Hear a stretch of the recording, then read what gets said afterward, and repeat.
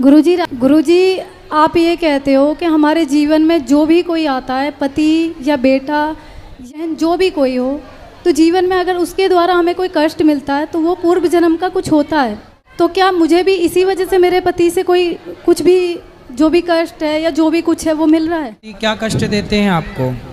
गुरुजी, हमारी शादी के 8 साल हो गए हैं। शादी के बाद भी वो इस तरीके से रहते हैं जैसे कि कुंवारे लड़के हैं, उनके अंदर जिम्मेदारी वाला कुछ भी नहीं। और अभी 4-5 महीने पहले जो पत्नी के लिए देखना एक तरीके से तो उसके मतलब बर्दाश्त से बिल्कुल बाहर है। मैंने अपने पति को सास के घर में किसी और स्त्री के साथ देखा, कंडीशन में देखा कि मैं बता नहीं सकती हूँ। उसके बाद कौन स्त्री थी वो? पता नहीं। तो आपने पूछा नहीं कौन है ये?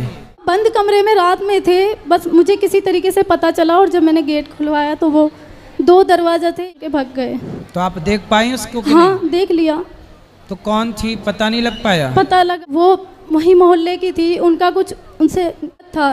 गुरुजी, उसके बाद मैंने अपने आप को बहुत कोशिश किया, ऐसा किया कि बस कर लूँ। मेरी बड़ी वाली दीदी ने जो है मुझे समझाया कि इसका कोई समाधान नहीं है। कितने लोगों ने बोला तलाक दे दो, लेकिन हमारे इधर हिंदू धर्म नहीं है। और फिर 2 बच्चे हैं मेरे छोटे छोटे, उनकी वजह से मैं जी रही हूँ, मगर वो जलन है ना आज भी मुझे अंदर ही बिल्कुल बीमार बना दी। आपके पति को ये एहसास नहीं हुआ कि उन्होंने? नहीं गुरुजी, सबसे ज़्यादा दुख, से भी ज़्यादा दुख वो है, वो कभी ये भी नहीं मानते कि हाँ मैंने ये गलती की है। अभी मैं चाहती हूँ कि वो सुधर के चले, तो उनका बस ऐसा ही है। अभी भी उनका है पड़ोसन के साथ चक्कर के? अभी एक के साथ, वो एक के साथ भी तो नहीं रहते हैं, तभी नहीं है, मतलब बस ऐसा ही है। हमसे क्या पूछना है? गुरुजी, मेरे अंदर ये सब चीज़ें जो देख लिए ना, उसके बाद जलन चल रहा है, बताइए आप करूँ। और मुझे उसी घर में रहना पड़ेगा क्योंकि मेरे पिताजी नहीं है। अगर मेरी माँ तो के पता चलेगा कि बेटी के साथ ये सब कुछ है या तलाक सब कुछ भी, तो वो तो जीते जी मर जाएंगी। मैं उन्हें भी नहीं बताना चाहती। मुझे बताइए मैं अब क्या करूँ?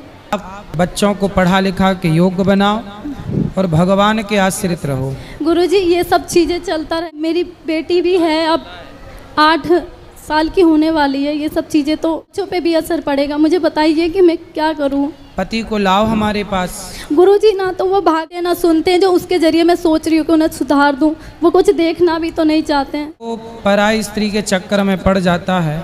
सत्संग करते तो पढ़ते ही क्यों पराई नारी के चक्कर में? पढ़ ही इसलिए गए क्योंकि सत्संग से दूर, बुराई से दूर होंगे तो बुराई तो हावी होगी। इतना कुछ न्यूज़ देखते हैं कि आजकल पत्नियां दूसरों के साथ मिलके क्या क्या करती है, फिर भी मैं ईमानदारी के साथ उनके साथ हूँ। मैं गुरुजी यही अभी चाहती तक हूँ। डर नहीं लगा पति को? क्यों? नहीं, क्योंकि मैं ऐसी हूँ ना। उन्हें पता है कि वो करेगी, रोएगी धोएगी, कुछ दिन मायके चली जाएगी, फिर आ जाएगी। सही है। गुरुजी, ईमानदार रहते हैं तो हमें ये मिलता है। अच्छी पत्नियां तो भी परेशानी। जी, वो देखें या ना देखें, लेकिन मैं दिखाऊंगी जरूर। आप कुछ उनके लिए ऐसा बोल दो जो शायद आपकी वो और मेरा आगे की गृहस्थी तो कुछ थोड़ा भाई उनसे यही है कि यदि आप चरित्रहीन होके चलोगे, फिर आपकी बेटी आपका बेटा वो कैसा आदर्श स्थापित करेगा, वो कैसे बनेंगे? इसलिए माँ बाप बच्चों के दर्पण होते हैं। बच्चे कहाँ देखते हैं? दर्पण में। दर्पण कौन है? माता पिता। माता पिता का चरित्र जितना अच्छा होगा उतने अच्छे चरित्रवान बच्चे होंगे, उतने अच्छे संस्कार वाले होंगे। माँ बाप का ही भ्रष्ट होगा तो बच्चे सीखेंगे क्या?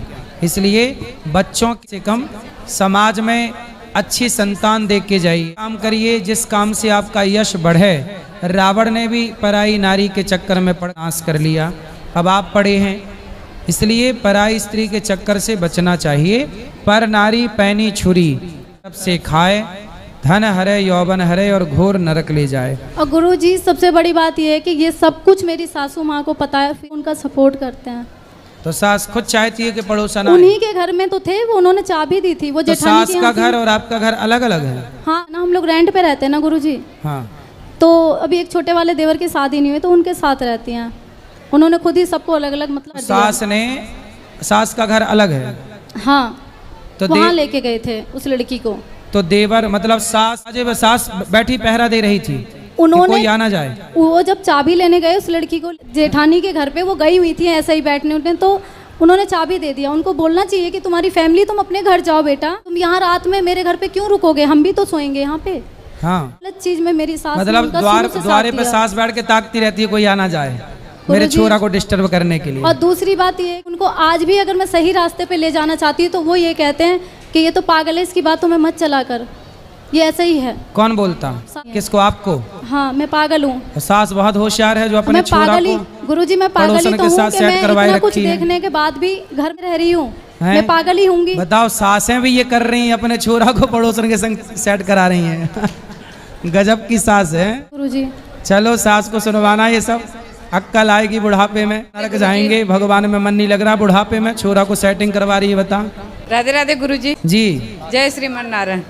जी। मेरी सहेली है, उनकी लड़की है, तो वो बोलती है कि गुरु मंत्र नहीं लिया तो जाप कर सकते।